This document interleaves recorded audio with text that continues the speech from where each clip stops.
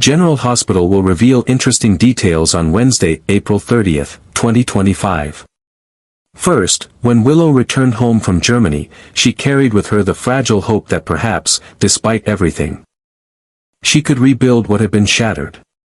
The long journey back had been fueled by a mix of anxiety and optimism, an internal war between fearing the worst and daring to imagine a second chance. Yet all those cautious dreams were obliterated within hours of her arrival. A message awaited her, lurking like a venomous snake ready to strike. When she unlocked her phone and opened the anonymous text, she was met with a devastating flood of images, explicit, undeniable proof of Drew entangled with a woman she had never seen before. Their bodies intertwined in moments so intimate they turned Willow's blood cold. Shock paralyzed her for a moment, and then a searing fury erupted inside her, consuming any shred of hesitation or doubt that had remained. Willow had no inkling of the depth of betrayal that surrounded her.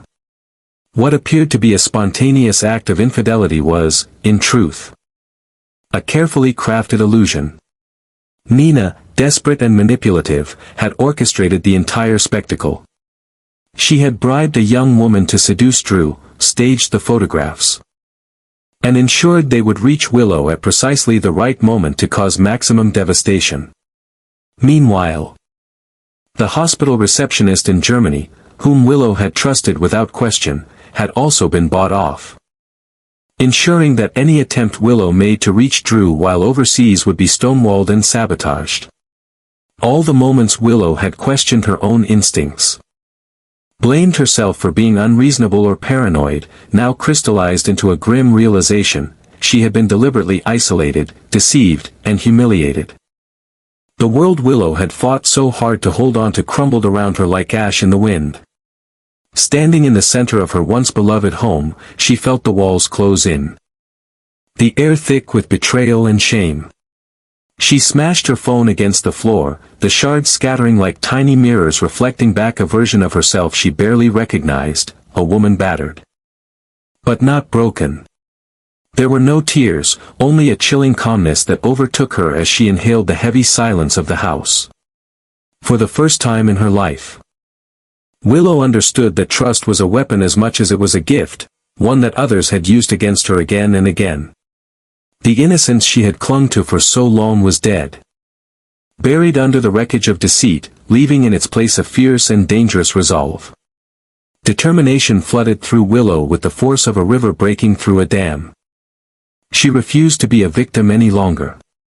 Every carefully hidden betrayal, every calculated lie, would be dragged into the light.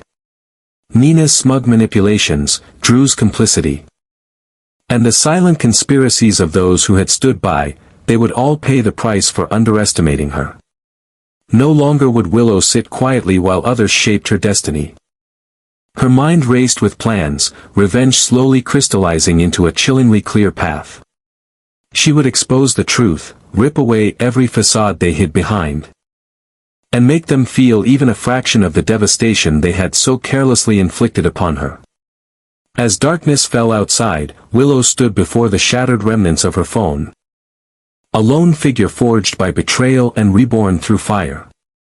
Her heart no longer ached, it burned, fueled by a righteous fury that no apology or explanation could ever extinguish. The girl who had once hoped for forgiveness and understanding was gone, replaced by a woman who had nothing left to lose. Whatever it took, whatever lines she had to cross, Willow would reclaim her power. The battle that awaited her would be brutal, but she welcomed it. Let them come. Let them all come. She was ready. Second, here's your request written into a detailed, continuous, flowing passage in English, following your style and instructions. Brennan sat alone in the dimly lit corner of the bar, swirling the glass of whiskey in his hand as his mind worked feverishly, piecing together the fragments of a new plan. The sting of his recent failure still burned fresh in his veins. Sonny had survived, slipping through his fingers at the last possible moment, and Brennan's carefully laid scheme had crumbled into dust. But defeat had never been an end for him. Only a catalyst for darker, sharper ideas. He had spent days in seclusion, allowing anger to fester into something cold and calculated. Now, with a renewed sense of purpose, Brennan had crafted a new theory, one he was eager to set into motion, one that would not only destroy Sunny but dismantle every layer of security he had built around himself. The key to Brennan's new strategy was painfully simple yet devastatingly effective: information. He realized that brute force would never bring Sunny down. Sunny had weathered too many storms, fought off too many enemies, to fall to a straightforward assault. No, to truly destroy Sunny, Brennan needed to strike at him from within, to use his own life, his own attachments, as the weapons that would ultimately undo him. And Brennan knew exactly where to start. Carly, loyal, passionate, volatile Carly, was Sunny's greatest strength and, now, Brennan believed, his greatest weakness. If he could manipulate her, coax from her the secret Sunny never intended to reveal, he would finally possess the leverage he needed to deliver the killing blow. Brennan's mind sharpened as he envisioned every step of the plan. He would not approach Carly with threats or overt aggression, that would only trigger her defenses. Instead, he would become the confidant she did not know she needed, the sympathetic ear during moments of frustration and doubt. He would plant subtle seeds, ask seemingly innocent questions, all while appearing to share her concerns and grievances. Carly, fiery as she was, had a heart that often overruled her caution. Brennan would present himself as someone who understood her, someone who saw the burden she carried alone, and in her moments of vulnerability, she would talk. She would reveal what Sunny himself might never confess, thinking she was merely venting, unaware that every word was being twisted into a dagger meant for Sunny's back. Brennan's ruthlessness knew no boundaries. He did not care that he was manipulating a woman's pain or exploiting the remnants of a fractured relationship.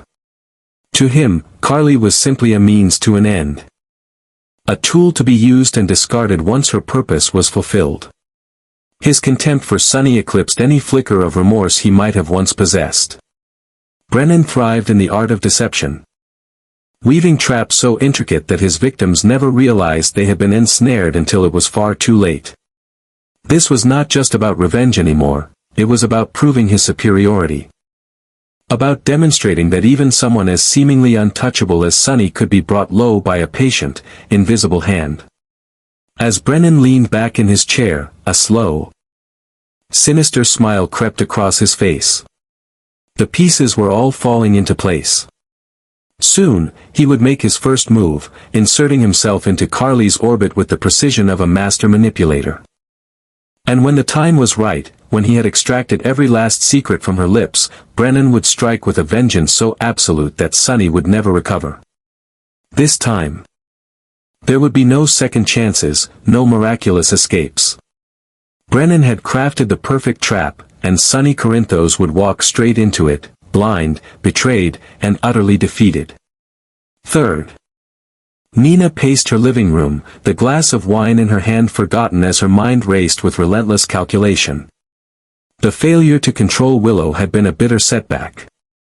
But Nina was nothing if not resilient. She refused to allow a single misstep to unravel the intricate web she had spun for so long.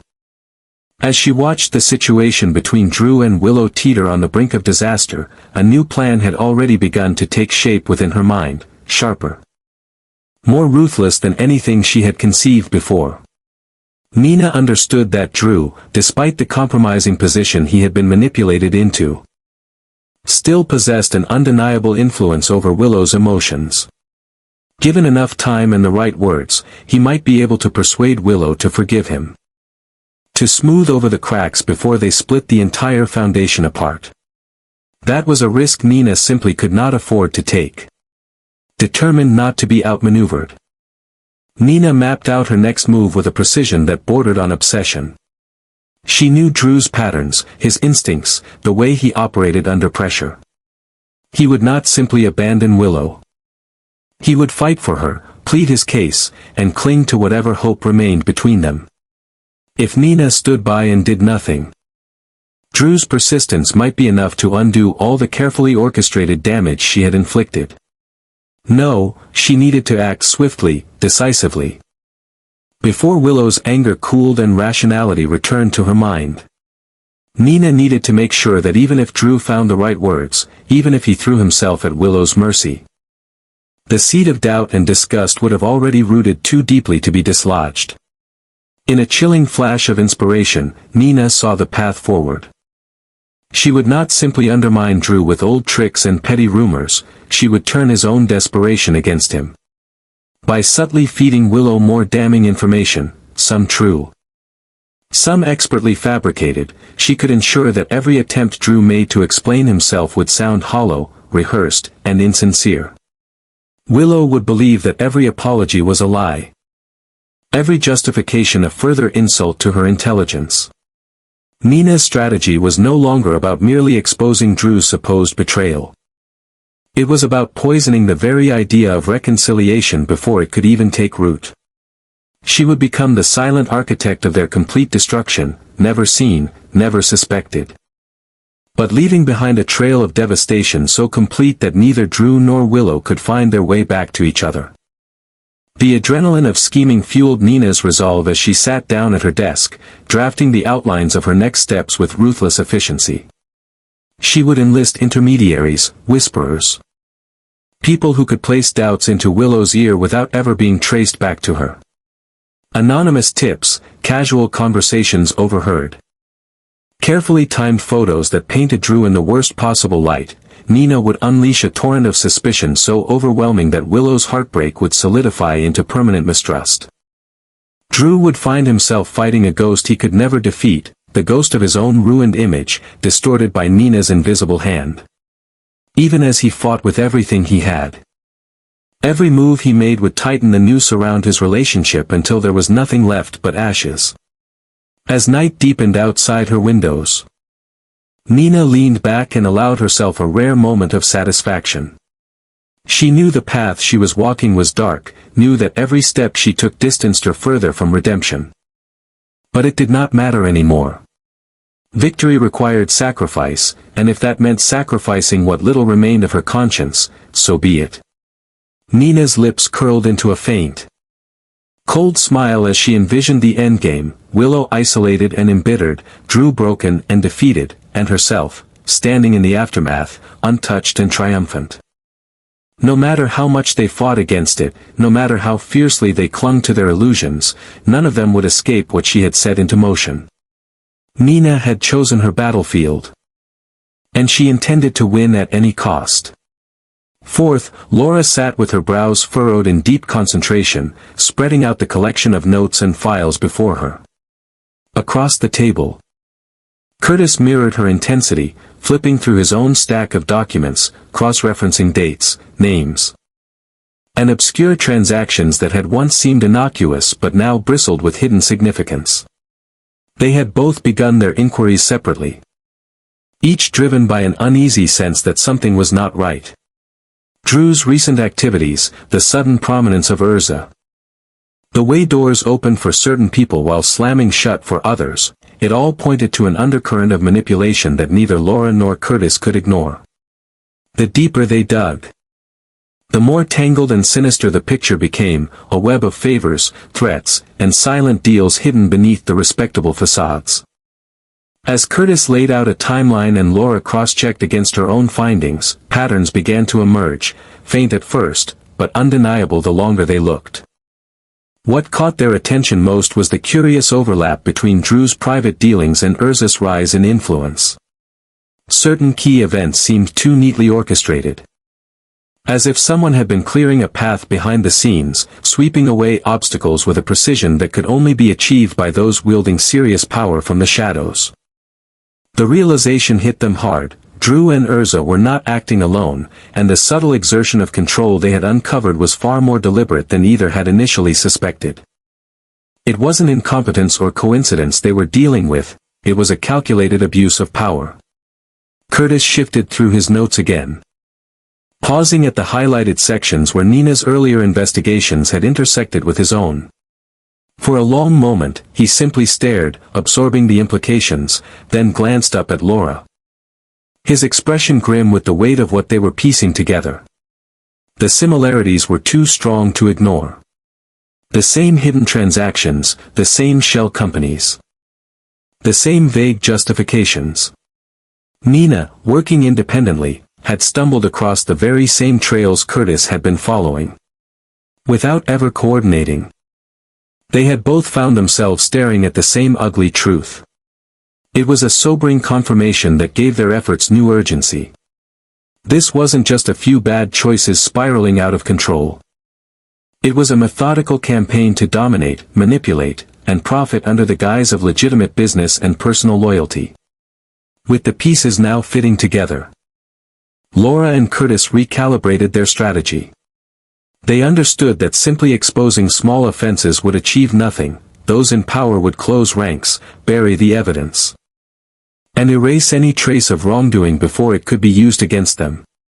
No, if they wanted real justice, if they truly wanted to bring down the ones who had corrupted everything they touched, they needed to be smarter, faster, and far more ruthless.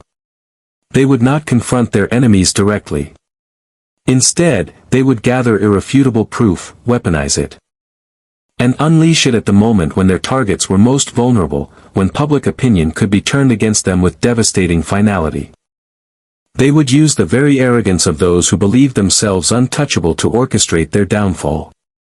As Laura gathered the notes into a new, organized set of files and Curtis outlined a revised action plan, a new energy filled the room, grim, determined, unstoppable. There was no turning back now.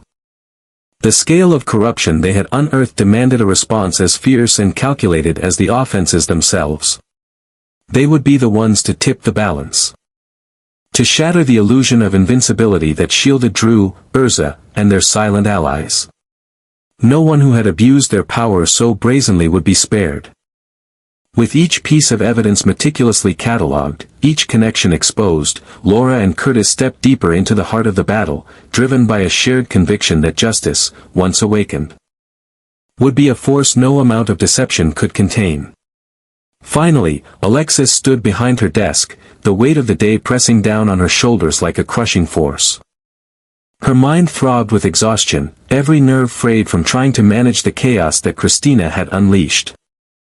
The aftermath of the car accident had spiraled far beyond what Alexis had anticipated. Legal complications, insurance battles, emotional outbursts, all of it landed squarely at her feet, demanding her energy, her attention, her patience, which now wore thinner with every passing hour. The phone had not stopped ringing since morning, and the endless stream of reporters, lawyers, and hospital administrators only compounded the headache pounding behind her eyes. She had spent the entire day firefighting, trying to shield Christina from the worst of the fallout while simultaneously trying to prevent her own professional reputation from disintegrating under the weight of public scrutiny. Just when Alexis thought she could catch a moment of quiet, Lulu barged into her office with an air of urgency that immediately set Alexis on edge. Lulu, carrying her own burdens and frustrations, wasted no time before launching into a demand for information, pressing Alexis for answers about Dante and Brooklyn, probing into matters that Alexis had neither the time nor the patience to address. The words spilled out of Lulu with the kind of insistence that might have been tolerable under different circumstances, but now felt like gasoline poured onto a fire already raging out of control. Alexis barely registered the specifics of what Lulu was asking. All she could hear was the insistent, grating pressure for explanations she was in no mood to give. The rage simmering beneath Alexis's carefully constructed facade finally broke free. Years of practiced composure, of keeping her temper in check no matter the provocation, crumbled in the face of Lulu's persistence. In that moment, Lulu was no longer just a young woman looking for answers, she became yet another problem. Another demand placed on Alexis's already overburdened back. Without warning, Alexis unleashed the full force of her anger, her voice sharp and cutting, each word laced with the accumulated frustrations of the day. She did not tailor her reaction to spare Lulu's feelings. She did not offer the diplomatic deflection that might have softened the blow. Instead, she let her fury pour out, raw and unfiltered, a torrent of bitterness that had been festering for far too long. Lulu stood frozen, stunned by the intensity of Alexis's outburst. The color draining from her face as Alexis's words battered her like an unexpected storm. The accusations, though not entirely directed at Lulu personally, struck with precision. Leaving no doubt that Alexis saw her as part of the problem, another person who failed to understand how close to the breaking point she truly was. Alexis. Once the composed and pragmatic counselor everyone turned to for guidance, now seemed like a woman undone, her anger exposing the vulnerability and desperation she had fought so hard to conceal. There was no room for apologies, no space for regret. The damage was immediate, the rupture between them deep and undeniable. As Lulu turned and fled the office, Alexis sank into her chair, trembling with the force of emotions she could no longer control. The explosion had brought no relief, no catharsis, only a deeper sense of isolation and guilt. She buried her face in her hands, feeling the walls of her carefully managed life closing in, suffocating her with the consequences of every decision she had made. Alexis knew that today's outburst would not be easily forgotten. That new fractures had formed where there had already been too many cracks. But at that moment, all she could feel was the overwhelming weight of exhaustion and the bitter certainty that the battles ahead would only grow harder from here.